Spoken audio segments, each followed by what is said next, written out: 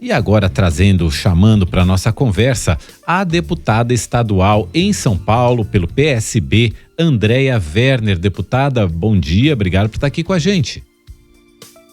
Bom dia, Mauro, e bom dia, ouvinte. Deputada, a gente não vai falar assim tanto de política, das articulações políticas. A gente hoje trouxe a senhora aqui para conversar com a gente sobre um relato pessoal, porque a senhora, no começo desse ano, recebeu o diagnóstico de autismo. Como é que foi isso, deputada? Na verdade, no começo do ano eu comecei a investigação, né, que foi um longo processo de 6 meses, cujo resultado saiu agora em junho, depois de umas 13 consultas com psicóloga, psiquiatra, várias escalas diagnósticas, entrevistas com os meus pais, com amigos, com meu marido, e aí veio esse diagnóstico agora em junho. Foi uma resposta para uma inquietação que eu estava já há algum tempo. Eu já tinha sido diagnosticada com TDAH, transtorno de déficit de atenção com hiperatividade. Eu tenho um filho autista de 15 anos, mas há já alguns anos, todas as questões que eu tinha que me incomodavam, eu atribuía ao TDAH. E aí algumas amigas e amigos autistas meus começaram a pontuar que isso não era do TDAH, que eu deveria avaliar que isso provavelmente era de autismo, porque eles se identificavam muito comigo, eles viam algumas coisas, alguns comportamentos meus que eles se identificavam totalmente. De tantas provocações, eu comecei a ficar desconfiada. E aí eu fui atrás desse diagnóstico, que foi um processo longo. Isso é o que eu encontrei na internet. Foi um processo longo e aprofundado, como tem que ser mesmo, e a gente teve esse diagnóstico agora no mês de junho. Deputada, esse é o grande resumo, né? Deputada, a gente até agradece pelo seu depoimento aqui na Nova Brasil, porque a gente tem, digamos assim, uma imagem, um estereótipo da pessoa que tem autismo, de uma pessoa que praticamente não se comunica, de uma pessoa que está meio que vivendo num mundo à parte.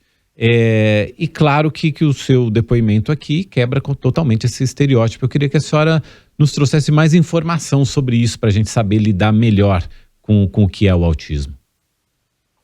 O autismo é um espectro, né? O meu filho, ele é bem esse estereótipo do autismo, né? O meu filho não fala, ele tem bastante dificuldade de interação, ele tem dificuldade até para brincar, né? Desde criança ele não gostava de brinquedos tradicionais, ele gosta mesmo de ficar com o tablet dele. Mas o autismo é um espectro, né? As pessoas estão nesse espectro desde que elas tenham um comprometimento na comunicação, na interação, no comportamento e na parte sensorial. E esse comprometimento ele vem em diferentes níveis, e o exemplo mais clássico que eu dou é o meu exemplo, que é esse comprometimento na comunicação. Ele pode ser desde uma pessoa que não fala até uma pessoa que fala demais. Na adolescência, eu era essa pessoa que falava demais. Eu era essa pessoa que não tinha o filtro, que chegava para as pessoas já expondo totalmente a vida pessoal, sem que a pessoa perguntasse nada. Então é aquela coisa que a gente fala que é o oversharing, sabe? Se expondo demais, confiando demais nas pessoas, sem saber ponderar que tipo de diálogo ou de discurso é adequado para cada situação, e isso causa constrangimentos, isso causa isolamento, isso causa exclusão. Então, isso também é problema de comunicação, no final das contas. Mas isso é um problema porque ninguém entende que isso é um problema de comunicação. Todo mundo imagina que um autista não vai falar. E quando a gente está falando de autismo em mulheres, é mais difícil ainda, porque mulheres tendem a disfarçar os sintomas. Elas tendem a imitar as coleguinhas, então desde cedo elas percebem que elas são diferentes, que elas têm dificuldade de interação, que elas têm lá as suas dificuldades, e elas percebem as coleguinhas que são mais bem-sucedidas socialmente, e elas começam a imitar o jeito de vestir, o jeito de falar, o jeito de se comportar, e aí elas vão passando, e aí geralmente o diagnóstico só vem mais tarde mesmo, que foi o que aconteceu comigo, principalmente as meninas que têm altas habilidades de superdotação. São as que disfarçam melhor e acabam tendo um diagnóstico mais tarde a um custo muito grande, porque todo esse mascaramento, ele causa sequelas emocionais muito grandes.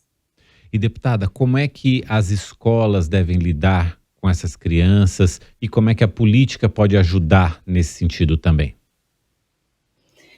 Olha, as escolas, infelizmente, elas não estão preparadas para nenhum tipo de diferença, né? A escola está preparada para o padrão.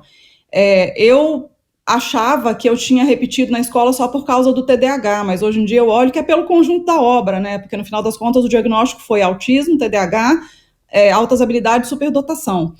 Como que uma pessoa que tem altas habilidades de superdotação repete a 8ª série? Eu repeti a 8ª série. Então você vê que a escola não está preparada para nenhum tipo de diferença mesmo, infelizmente. A gente tem que criar uma escola que esteja aberta para todos os tipos de mentes. Esse é que é o ponto. A gente tem que treinar professores, ensinar professores que estejam prontos para ensinar todas as crianças, porque as crianças aprendem de formas diferentes.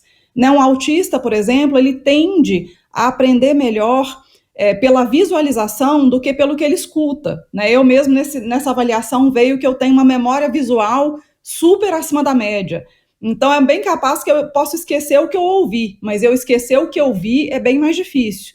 Então, autista precisa muito de suportes visuais, ele precisa de um material estruturado para que ele possa acompanhar melhor a aula. Então, são materiais que a gente fala que são acessibilidade educacional, né? E que toda escola pode preparar isso, mas a gente precisa de vontade política para implementar isso nos municípios, a gente precisa que os professores aprendam isso nas escolas, porque os professores não têm isso, não só na formação, mas também eles não têm isso em formação continuada depois, quando eles vão trabalhar. Então, a gente precisa de espaços que estejam preparados para receber todas as crianças. A gente agradece muito a deputada estadual em São Paulo pelo PSB, Andréia Werner, compartilhando aqui com a gente a história pessoal dela, a experiência e também os conhecimentos que ela adquiriu sobre a questão do autismo. Deputada, muito obrigado. Volte sempre aqui ao Nova Manhã. Muito obrigada e um bom dia para vocês. Bom dia. E às 7h27, Ana Pellicer, não há tempo para mais nada. Passou rapidinho. Rapidinho, já se foi. Né? Olha só. A edição de 14 de agosto. Dá tempo da gente agradecer muito pela sua companhia. A Ana Pellicer segue com você junto com o Heródoto Barbeiro no Jornal Nova Brasil. Eu tô de volta amanhã a partir das 5 com um pitaco ou outro e a partir das 6 com o Nova Manhã. Valeu, Ana. Obrigado. Mauro. Boa segunda-feira para todo mundo. Até amanhã. Um beijo, até amanhã.